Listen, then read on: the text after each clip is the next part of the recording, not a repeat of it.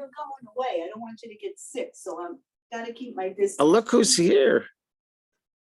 It's not that contagious. Sherry. I don't have that bad a case. Otherwise, I'd have a fever and be in bed. I don't know, Liz. Sounded pretty bad. What's bad? Liz is violently ill, apparently. What? No, I'm kidding. Oh, I have bronchitis. She warned me that she has bronchitis.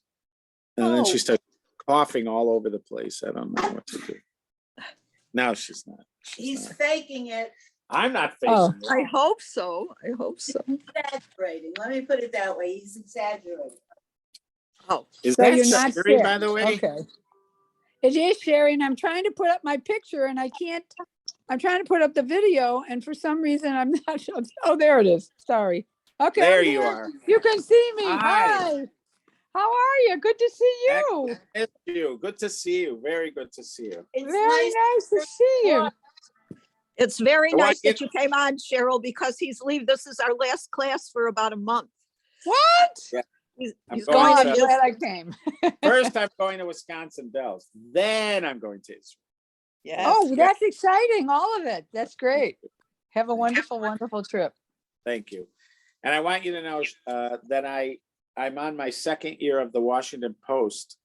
Oh, What I did was that I got that $10 for the year one that you told me perfect. about. Then I said I'm canceling it because I didn't want to get it for like $100. And then they offered it for like 20 something for the Exactly. That's what they do. next. There I am. I just want you to know I'm very well informed because of you. Thank you. You know, actually, if you ever want to get the Wall Street Journal, which believe it or not is a great paper and I love it. I don't read all the government stuff. They have a lot of really good articles.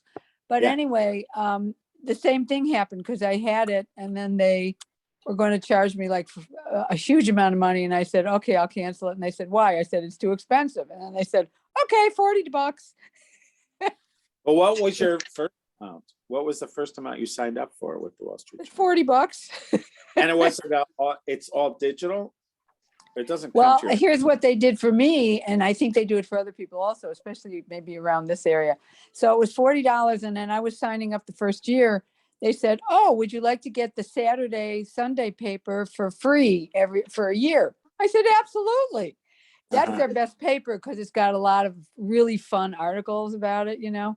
Uh-huh. So I got that for a year, and then of course I had to cancel it. And then they offered me, instead of $560 to get the newspaper every day, they gave it to me for $200. Oh, that was so nice of them. And because I don't have anything else to do but watch television, I said, I'm taking that paper. It's worth it. Nice. So now I get the paper. I'm reading it right now. There you I like that. Yeah, that's great. Very So they're all doing it. It's great. Yeah. They're not going to lose you. They're going to, yeah. No, they're not going to. Yeah, exactly.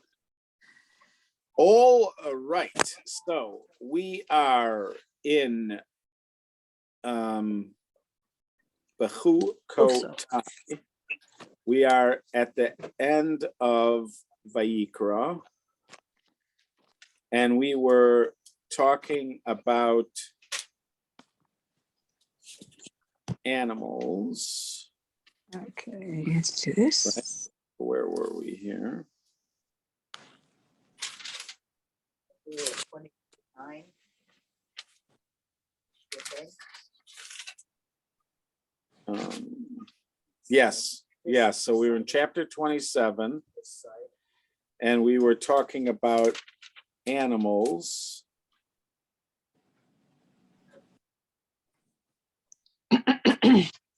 And then we were doing houses.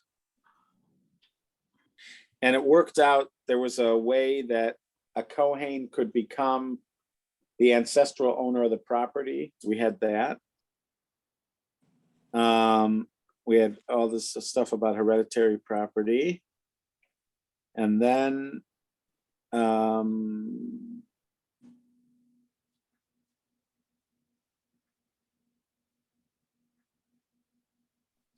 I think we're up to we did that thing about 50 silver shekel for each chomer, and it worked out, we had our chart, and it worked out to 55, how much did it work out to, like $50 an acre? Or Yes, something with a, Yeah. it was definitely something with a 5, but I can't Right, remember. It was right. 15. You know, my age, Rabbi, lucky if I remember my name. Right. So essentially what we've been talking about is somebody donates something to the Beit HaMikdash, to the general fund of the Right. Beit HaMikdash, and then wants to redeem it. So what are the rules for redeeming it?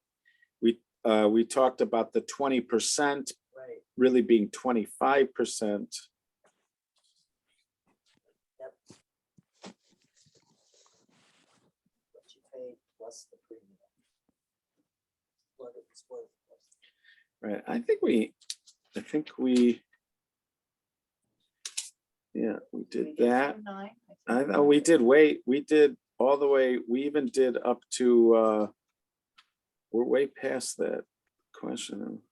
Yeah, we even talked about the segregated property, right? That, Right.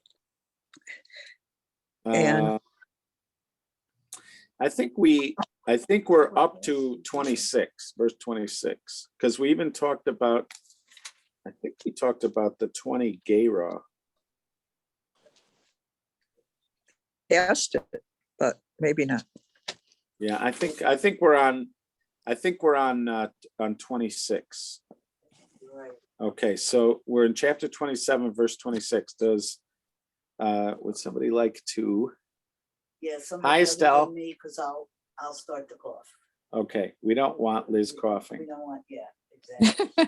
Oh, all right, apparently. I'll read. Okay, 26. Okay.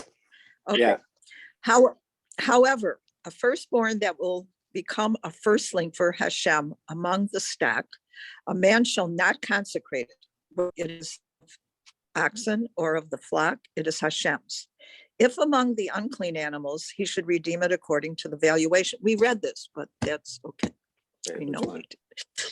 it. And add a fifth to it. And if it is not redeemed, it shall be sold for its valuation. Right. We do. However, and segregated property that a man will segregate for the sake of Hashem from anything that is his, whether human, animal, or the field of his ancestral heritage, may not be sold and may not be redeemed. Any segregated item may be most holy to Hashem.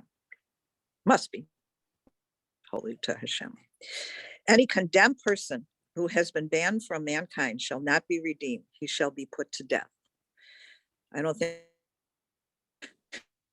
Well, any tithe of the, maybe we did. I think we, I don't think Yeah. we did that. Read this. No, we definitely didn't. okay. Then any tithe of the land, of the seed of the land, of the fruit of the tree belongs to Hashem. It is holy to Hashem. If a person shall redeem some of his tithe, he shall add his fifth to it. Any tithe of cattle or of the flock, any that passes under the staff, the 10th one shall be holy to Hashem. He shall not distinguish between good and bad, and he should not substitute for it. And if he does substitute for it, then it and its substitute shall be holy. It may not be redeemed. These are the commandments that Hashem commanded to the children of Israel. Chazak, chazak, v'yisachek. Okay. Okay, so and again, it ended here with those words that God commanded Israel at Har Sinai, which again pairs it with the beginning of chapter 25, which started off, and Hashem spoke to Moshe at Mount Sinai, saying.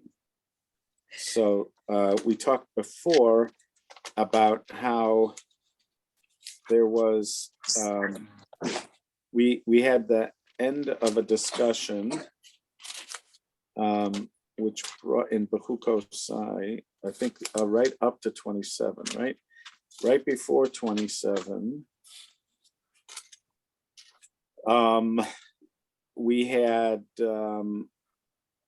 we also had, so at the very end of 26, it says, these are the laws and the statutes and the Torahs which God gave between him and the people of Israel at Mount Sinai through the Biad Moshe, through the hands of Moshe. And there, we had a discussion about the Jubilee year. God mentioned that we would get exiled for not keeping the Jubilee year. So there was a conversation about the Jubilee year towards the end there. Then it talked about Mount Sinai, and that was like a bookend to the beginning of chapter 25, Right. where it mentioned Mount Sinai and then talked about the Shemitah and the Jubilee year, or so for not keeping the Shemitah, as we said. So you had the Shemitah and the Shemitah, you had Har Sinai and Har Sinai, so it was like almost like a chiasm. And you have a similar thing here again. I wonder if there is such a notion of like two endings, where you have an ending that seems to be almost like a chiasm, and then you have it again with the same beginning. Because you have the Jubilee year mentioned again here, like in verse 17 and 18, and then in verse 22 and 23 and 24, you have mentioned the Jubilee year, and then shortly before the ending where you have Mount Sinai again. So here you have those subjects and Har Sinai, and they bookend nicely with the beginning of chapter 25. So both the end of chapter 26 does that, and the end of chapter 27 does that. So it's be interesting if there is a kind of literary construct where you have something like a chiasm, which it has a beginning, and then you have an end to it, and then once again you have another end to it, almost like a reverberation, like that. Okay, so it's that thing about the person that really seems to be out of left field. So that was verse 29. In verse 28, it introduces this notion called cherem, which is a way of also donating something to the Beit HaMikdash. You have regular sanctification processes, which we typically call hektish, where you say, I sanctify it. We had arachin, where you're giving your value to it. And then we have something called cherem, which is also a way of dedicating something to the Beit HaMikdash. But cherem seems to have its own rules. If you donate it the other ways, you can redeem it. Yeah. But if you do cherem, you can't redeem it.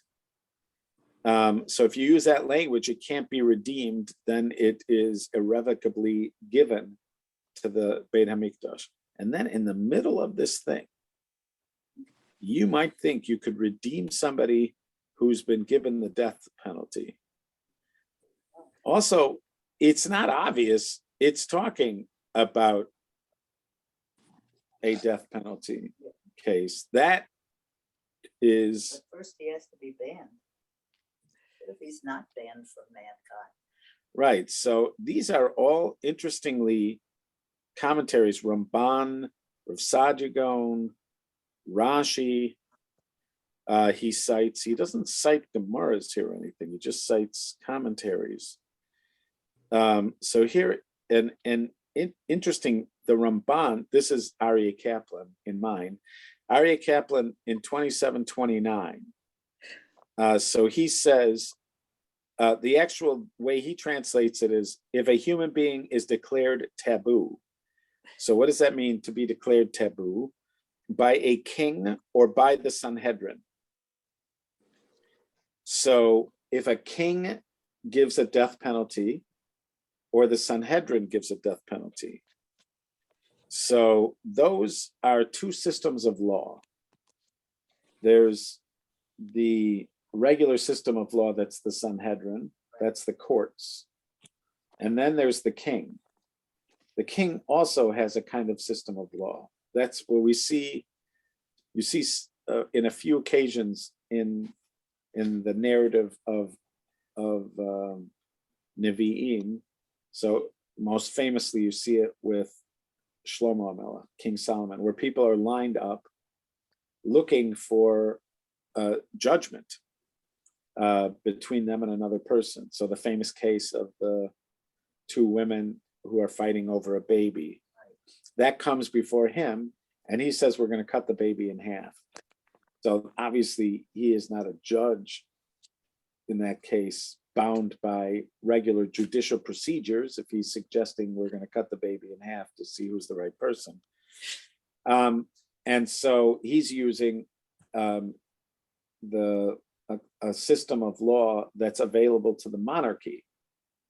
And what I don't know, see, in American law, you can enter into arbitration. You can create a separate arbitration agreement. If you have two people in dispute with each other, you could agree to mediation or arbitration. And you sign off that whatever the decision of the arbitrator is, that is binding. So in theory, the decision of the Chicago Rabbinical Court could become a binding decision. So if I'm having a dispute with somebody else and we agree to go to the CRC, so when you get to the CRC, you sign this arbitration agreement and agree that whatever conclusion they come to, that you are bound by it. And then you're actually bound by it, even according to American law. So, so the question is, how does the king's system work? Right, it's like American law. right, but they actually identify it as arbitration, as a kind of arbitration agreement. And also there are certain, apparently it's very common now when you have disputes in the business world. In fact, it's common for people's own agreements, like employee agreements, that you sign an agreement that you will go to arbitration. It's not going to go to a regular labor court or something. It's going to go to arbitration. And there were people that were concerned about that they think that employees are not going to get a best, right, or the best outcome, that somehow that outcome favors the employer if they require arbitration. Usually does. Right, even if they don't fine for the employer, but I think the penalties are not as great against the employer, maybe something like that. That's why they go to arbitration. The question is, when you go to judgment with the king, so what are the rules for that? Because that's what he's setting up here. I just want to see here. I'm just going to put the word Pharaoh. Death penalty.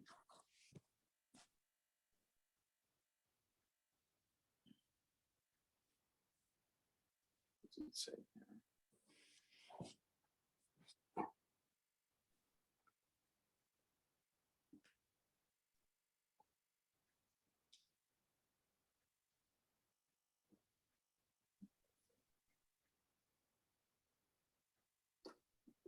So harem, let's see, Bible. Let's see, harem. Torah.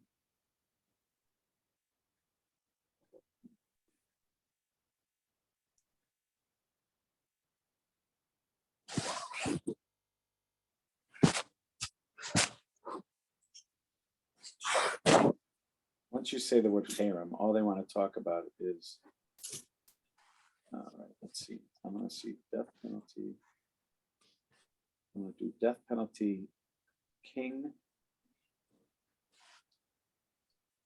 BS, Sanhedrin.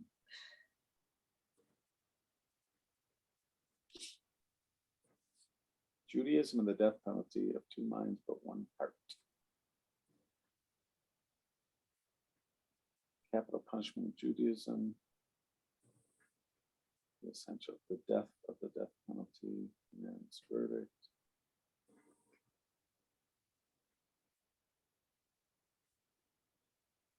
I'm gonna do the Kukot. Rabbi, are we Yeah. questioning here that they're mixing, that seems to us to be mixing up two things, someone harem and someone who's been formally accused of a crime he's going to be put to death for? It seems different, right? Right, so here, the only reason I'm suggesting is because, Aryeh 'Cause he- Kaplan, seems- well, yeah, because of the Ramban, he quotes the Ramban uh, as saying by a king or by a Sanhedrin. According to this Rav Sadia, it's talking if a human being is sentenced to death and must be declared taboo. Or if a human being is under a death penalty and is declared taboo, he need not be redeemed. So Yeah, because it's worth. that's Rashi or Rav Sadia going. But that is more, seems like more part of a formal death penalty right, and make etc. But the first one, where he by a king, that's the one that it brings up. I'm just saying, king. What do you call it? Jurisdiction? No, what do you call it? King. Well, yeah, King, King's law. Let's see.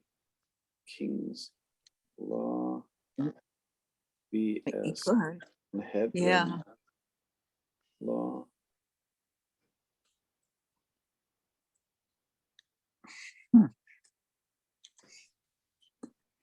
do they both have to,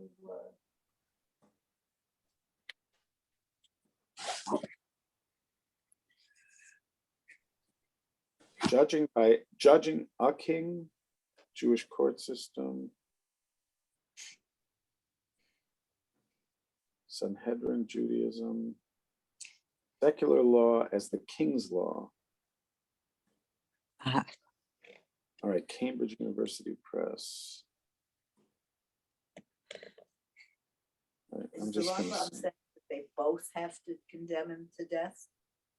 No, King it and the sounds like it's Sanhedrin? two different, it seems like he's referencing two different systems. Here, let's see here. right, What is the possibility of secular law in the religious Jewish state? This article will focus this question on the attitude of towards secular law of the land when the land is the state of Israel. Are these decisors willing to recognize Israeli law as falling into the halachic category of king's law? Mishpat HaMelech. Halachic literature offers various justification for king's authority. The first justification is philosophical and jurisprudential. The second is political, legal in nature. Various justification for the king's law yield different models of its force and authority, which contrast in the relationship. So this is an abstract. All right, but we got the important term, Mishpat HaMelech. That's the term I needed. All right, so now that we've got the official term, Mishpat.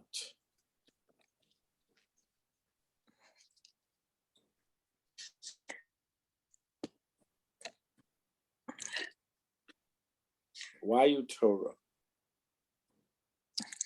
Oh, it's going to be. oh, there's going to be a lot of lectures on it. It's audio. Yeah, it's audio. Forget Hamelech. Mishpat HaMelech, Jus Regium Hebraeum. Ooh.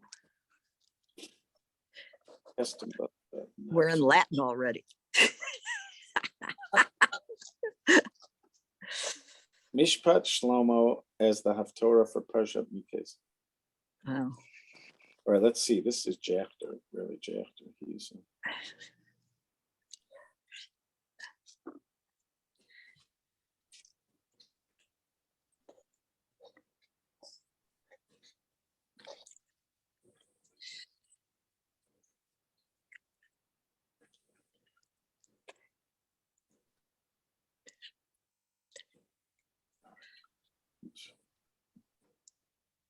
if I can't find anything soon, then we're just gonna move on. But it was just. As long as- I'm gonna give it. No, it's not.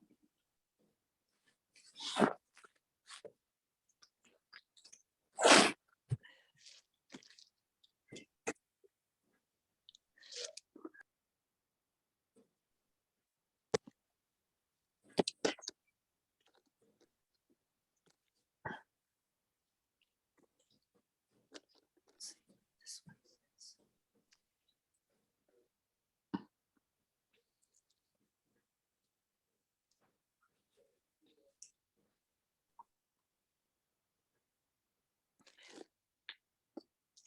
Rabbi Sachs. Moral versus political decisions. Even in United States law, now the president doesn't have the ability to condemn someone, but does have the ability to pardon. Right. he Well, has- federal, right. Right, pardon. Right, yeah.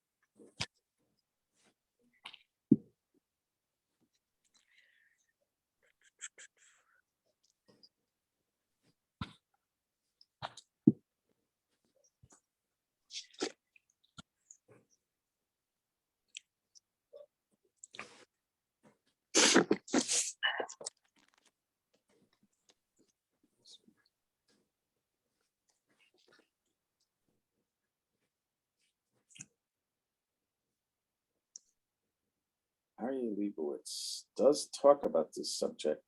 He distinguishes between the Sanhedrin and the king. But it's audio. It's audio, I tell you. Oh,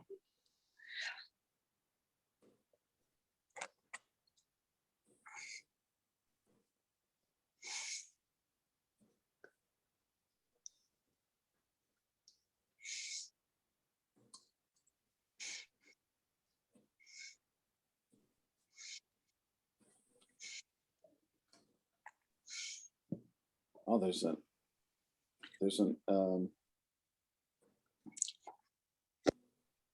that book, Vegium Hebraeum in Tenebris Rabbinics Uratum, that's actually available for purchase. It's written in 1674. Looks like it's in pretty good condition. Huh. Um,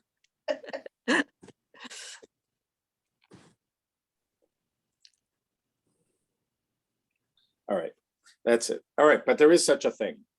Exactly what its parameters are and how it works, but there seems to be such a thing. So there's two ways a person could be condemned to death. A person could be condemned to get the death via the Sanhedrin, or they could be condemned to death via the king. In either case, they cannot be redeemed. And apparently, there was some assumption that you could be otherwise, why do you have to be told that you can't be redeemed? Well, if somebody wanted to pay for him, they can't do it. I guess like in the Joseph story, Joseph wants, sorry. at least Yehuda thinks that Joseph I mean, it wants. seems when you're talking about him not being redeemed, someone has donated him and he can't, do you know what I mean? It should just tell you that he can't be holy to Hashem. In other words, you can't donate him Right. to the temple. Or his value, because once he's been given a Right. death sentence, he has no value. Yeah, but Yeah, there's that's what I'm what thinking. sense of donating? Yeah. There's no sense. I was thinking like with the Binyamin, Yehuda offers himself as a servant in place of Binyamin. So he, True. so in such a case, he's offering to replace a condemned person. So maybe if you thought you could replace a condemned person, maybe there were cultures that they would condemn a person to death, but then you could pay a certain amount of money and they wouldn't. Would it depend on why he was condemned to death? What would you call that? Would you call that with a hostage, you call that when you pay for a hostage, what is that called? Ransom. A ransom. Ransom. Right. So is there, I'm just going to put the word ransom, death penalty, to see if there's any. Didn't the thieves, Barabbas, whatever their name was, try to redeem Jesus from the cross? They put themselves into place. I mean, now that isn't exactly Jewish. There is something like that. Of course, I don't. Remember, we'll take his place. And So that might be similar to that Yehuda and Binyamin thing, I guess.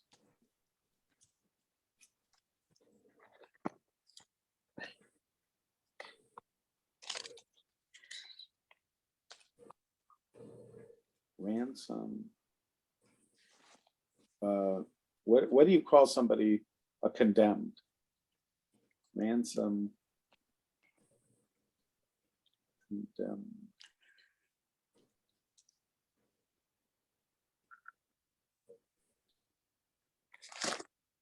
Now you get ransomware. Gotta be careful with that word. okay. Yeah, I just maybe I don't know that episode, but I make sense that people would try to do that. If you have a corrupt government and they sentence somebody to death, that you'd think they'd be open to some kind of ransom for it. So Right. maybe that's what they're thinking. That if somebody is given a death penalty in some cultures, maybe there was a possibility of ransom. So they're trying to make it clear that there's no ransom available for somebody. But it's just weird also that they don't,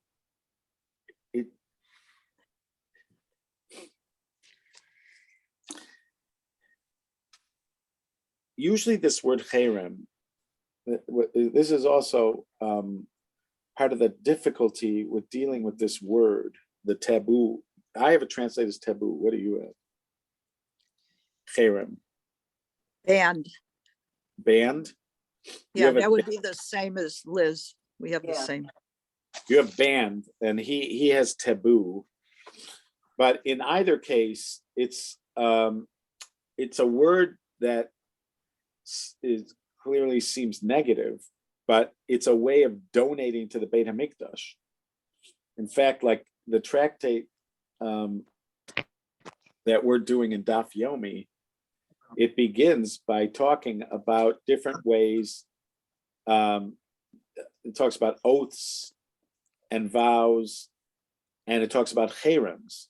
And when it's talking about cherems over there, it means it not in a negative way. Like oftentimes when the word cherem's used, it's used to mean excommunication.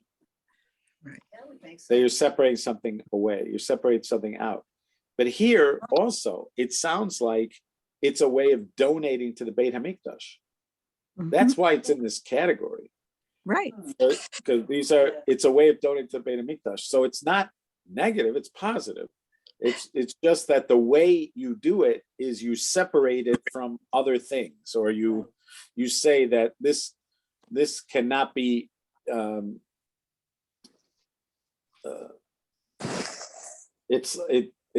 here it sounds like this is donated in a way that's irrevocable, but it's still a positive thing.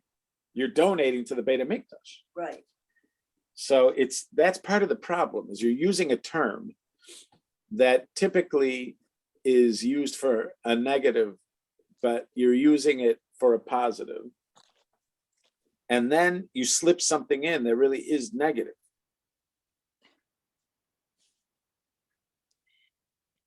Mhm. So again, what was the word you have for it? Band, Banned? band.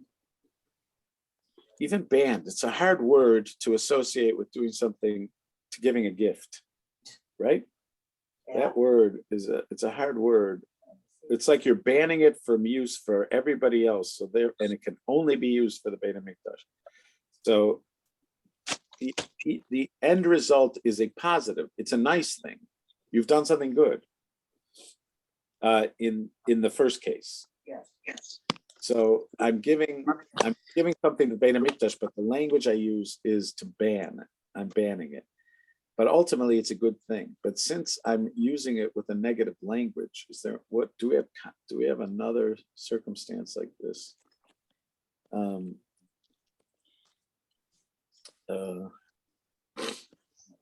be another. Is there an example of this in the English language where you're doing something good, but the way the characterization of it is using a word that's typically reserved for something bad?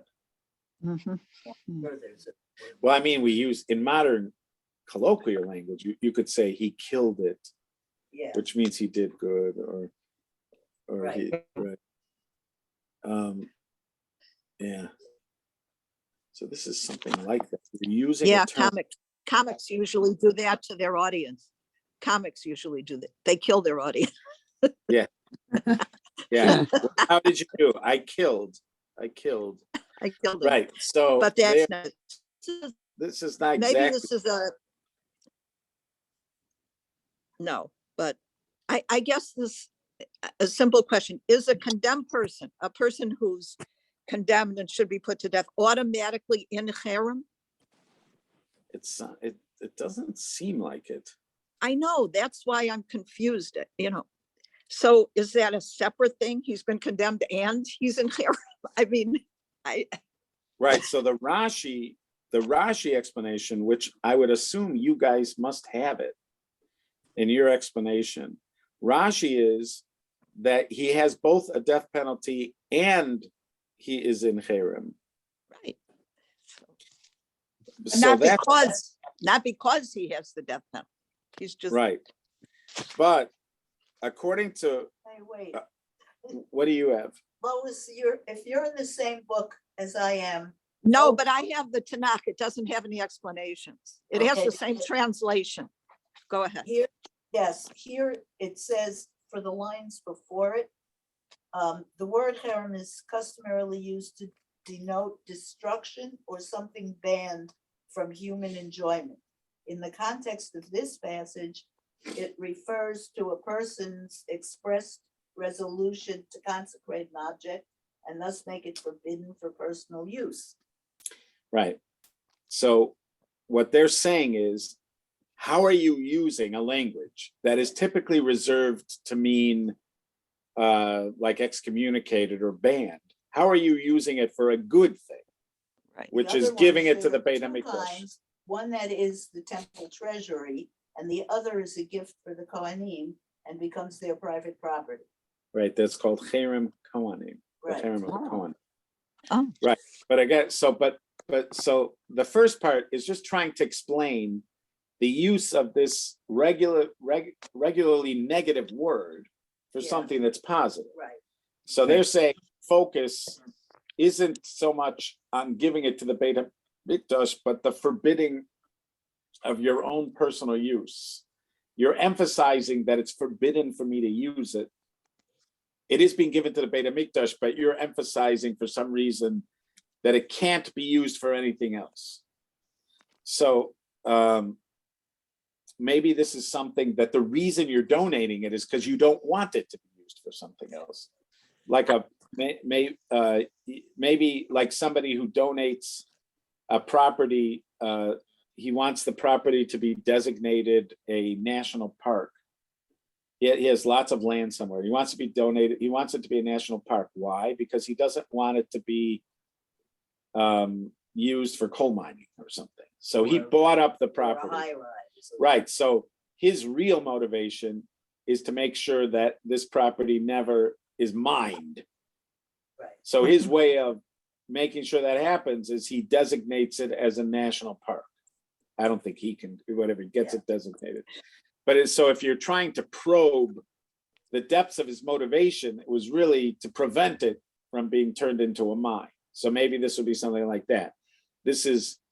It's called cherem. It's a donation to the Beit HaMikdash. But why is he, what motivated him to be, because he didn't want other people to have it. He didn't want it to be used by other people. So in order to prevent for common usage for it, he donates it to the Beit HaMikdash. So therefore he characterizes it as cherem. So that would explain the language for a regular donation.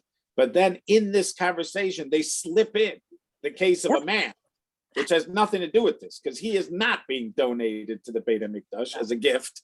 He is either, so, and we have two options here. But his valuation maybe can be, right? Right, You but can't- here also this doesn't, so also we haven't seen this term used like arachin. Arachin was value. That was valuation. Right. The word cherem doesn't seem to be really about valuation. It can't be redeemed. So it doesn't seem like there is a valuation. Right? It's Your this- money, this- your money can't be redeemed. They, anything in this category. Let's say I donated land, sheep, a house. I made it cherem. It seems like it cannot be redeemed by me. I get that to stop. It can't be. It sounds like it can't be redeemed by me because it was donated in this way. If you donate it as a cherem, it can't be redeemed. And then they slip in this thing about a person. A person cannot be donated to the Beit HaMikdash except for Hannah, which she did seem to make some kind of commitment that he will be dedicated to the service of God. yeah, And she is dropped off at the tabernacle. I guess if you were going to come up with biblical stories that seem to be related to this, so far we have Yehuda and Binyamin. You have Yiftach. Remember Oh, the yeah. case? yeah. Yiftach says whoever comes out of this His daughter. house, he will offer it up, and his daughter comes out. So there, everybody says he could have asked on it, because that wasn't a cherem. That was, he said it as a neder, and that everybody agrees he could have gotten that undone. Had he tried or had he known, could have gotten it undone. So I would put the Yiftach story there. I'd put the Yehuda story there.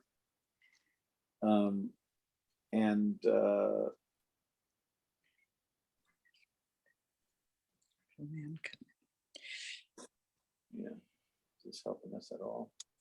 For some reason they throw in, I still think this is a completely, even in Rashi's case, it seems like a technical issue. A person is condemned to death and put in cherem. Do you act to lift the cherem before the person is put to death or not? That seems to be the Rashi issue. But the Ramban is just, if they're talking about somebody who's been sentenced to death, either by the king of the Sanhedrin, and this person, you might think you can somehow redeem them, but for some reason, the word cherem is used with that, with regard to that. Was it common usage that they just talked about somebody who was given the death sentence as if he was in some kind of cherem by society.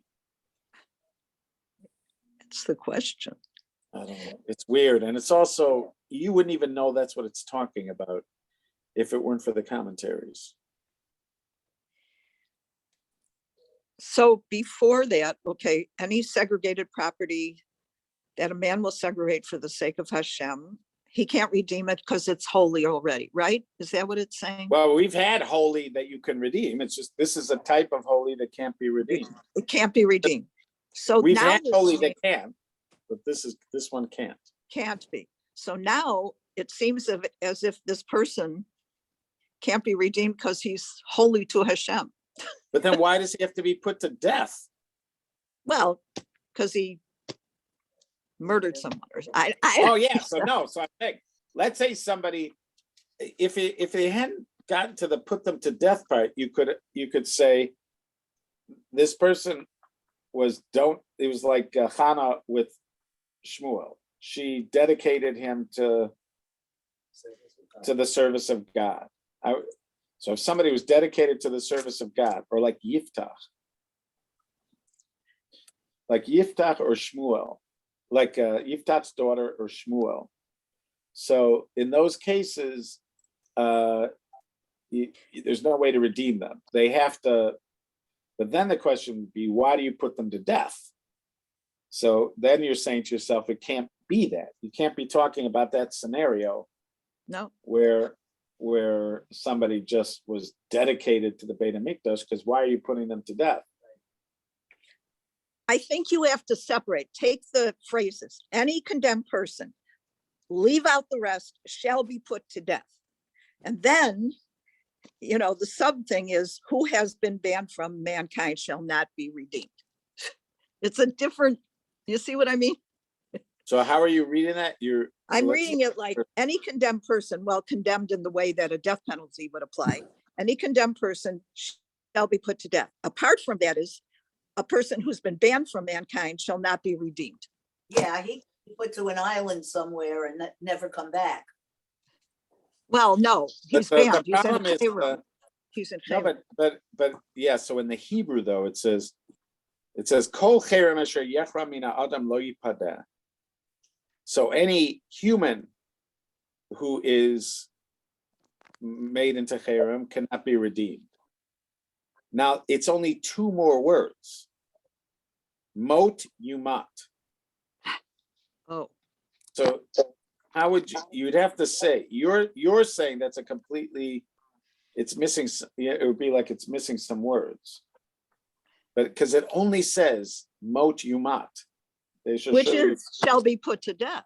That means, right. So right? you'd have to say, but aren't you saying any person who is made cherem, they cannot be redeemed? That's subject number one. Yeah. Subject number two is that if somebody's convicted of a death penalty or something, they have to die. Right. But they don't say that. All they say is two words: mot yumat. They shall surely be put to death. There is no discussion of a separate scenario. It just says the two words. That's why I'm separating. I'm separating motumat with the condemned person and leaving the phrase in between. A banned person will not be redeemed. Right, but there is no. Doesn't Hebrews- motumat just mean shall surely be put to death? Right, but so read those words. Read those words with what you're saying again. Say it to me again. In English. Okay. Any condemned person, shall surely be put to death. Right, but it Then- doesn't say any And condemned then you're person. going back and taking the band. Yes, I'm separating the two phrases. Right, but I'm saying it doesn't say condemned person. It says cherem. Any person who Oh, is cherem oh, I'm from sorry. It person- doesn't say a condemned person in Hebrew. I'm sorry. Okay. Right, it just says cherem. It just says the cherem. It just says Oh, any all right. person who is cherem from a person shall not be redeemed. I'm so sorry. You do not I have to thought- apologize. You don't have to Yeah, apologize. I No, it thought was that good. It was a they good added the words in the translation, Yeah. any condemned person, comma, who has been banned. Right. Okay. Okay, this is it's a puzzle. It's good to have puzzles. Tis a puzzlement. Um, Yes. And then it went on to say about the tithes that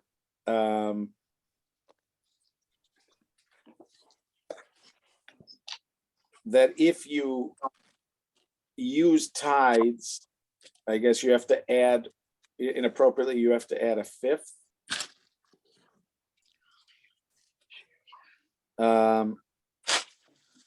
And anything, the tithed animal, once it's been declared tithe, can't be replaced.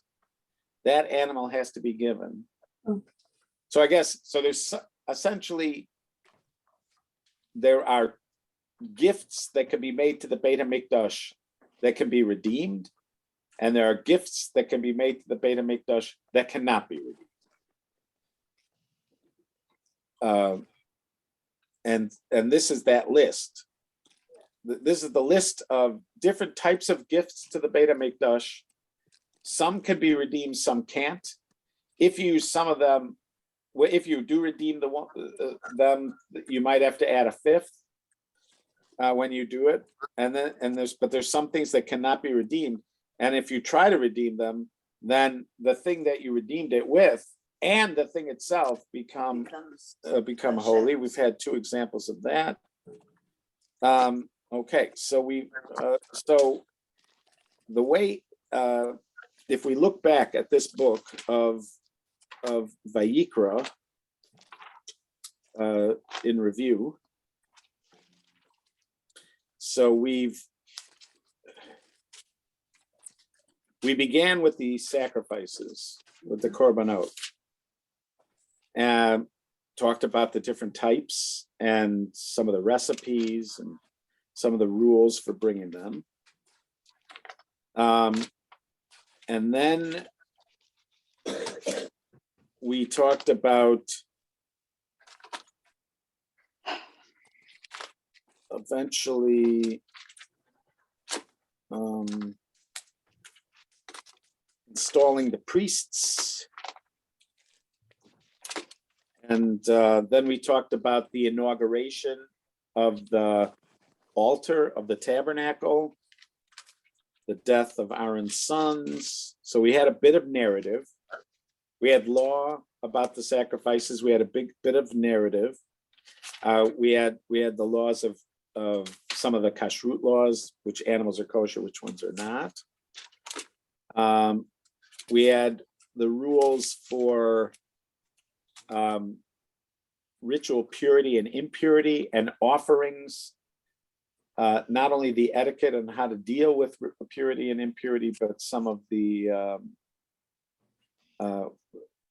we had the specific cases of tzara'at. We had childbirth. We had the offerings connected to that because there are specific offerings. It's not just the rules of purity and impurity. Then we had some of the specific laws related to the Kohanim, about the restrictions during their service. We had the laws about the sexual restrictions, the behavior that is restricted according to the Torah. Then we had in Kedoshim what the laws that include things like love your neighbors yourself and rebuke and things like that, how to be a holy society.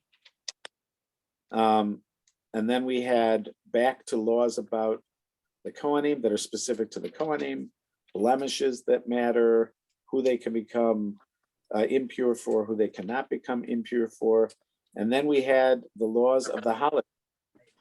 We had the whole list of the holidays and the laws of the holidays. Then we had the Shemitah and the Jubilee year and the laws of how to deal with people that fell on hard times with their landed estates and returning their land to them, or if these people were sold into slavery.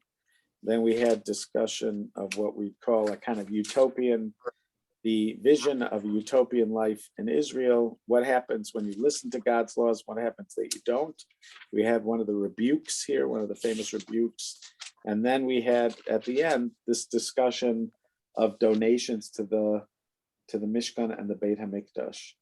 I made the argument to you before, and I think some people do see it this way, that if you look at the 5 books, the middle is where your focus tends to go. This is Rabbi Foreman had suggested this, and he's not the originator, he's just sort of a conduit of this information, that with chiasms, once you've identified the chiasm, you're looking for the middle, because it's the middle that is meant to have the important information.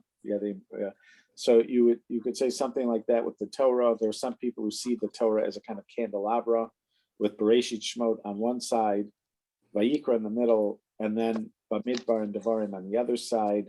And you could see how the information that we were studying, that has to do with the service that's done in the Beit HaMikdash, but also some of the most important laws with regard to human behavior, our interaction with others. So you have the emphasis on service between man and God, and service between man and man.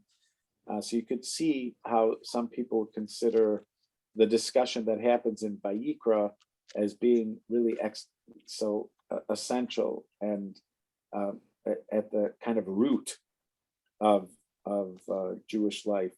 And especially as you talk about at the end of this book, where there's a emphasis on service to God, that when we speak of service, that this is the book of service. The Vayikra is the book of service. The service in the Beit HaMikdash, Avoda, which we think of as service. So this was quite a book. It's also, when people think about this book, this is, I think many people would call it their least interesting book to study, because it seems like a lot of the details are esoteric and involve subjects that don't apply anymore.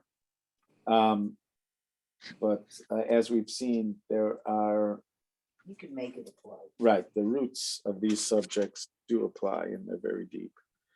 All right, so I am grateful that we got to study the book of Vayikra together, and that's pretty cool. And in our previous times of I going through- wonder.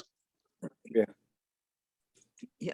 Yeah. I'm wondering if you go by the chapters, with your thing about being in the center, if you go by 27 chapters, you're not going to have "I am holy, so you are holy" be exactly in the center, It's very close, though. because it's, Remember? but It's chapter. well, it's it's chapter 13 and a half. Oh, all right. Yeah, that was chapter 19. Oh, you're right. No, 27 would be 14 would be in the middle. Right. Yeah, right. Well, what I'm wondering is, if we took the words, I mean, the chapters are, could be arbitrary. I'm wondering if that would be right in the center. Someone should count it. Well, I'm sure somebody, you could actually, Sorry. if Yeah. no, yeah, there is somewhere where they do count it. Yeah. Where it, well, we have middle of the Torah with words. I can do it. I can hear. Well, middle of Leviticus. But yeah. A middle. You want to do middle Leviticus in words or middle of the Torah in words? Oh, either one would be. Yeah. Yeah. But I, fine.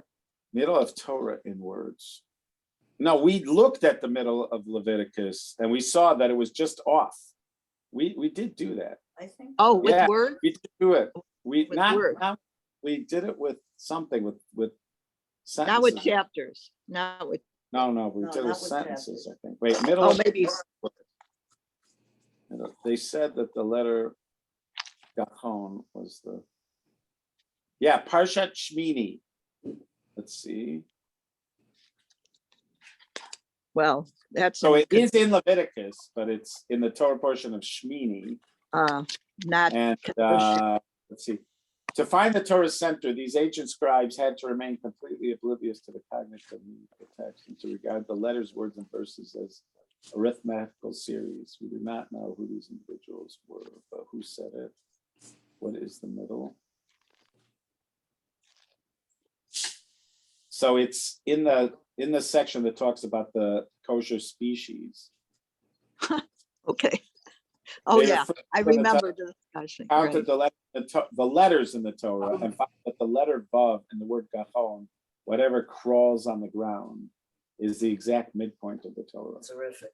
That little ask the Eve. That's it. Yeah.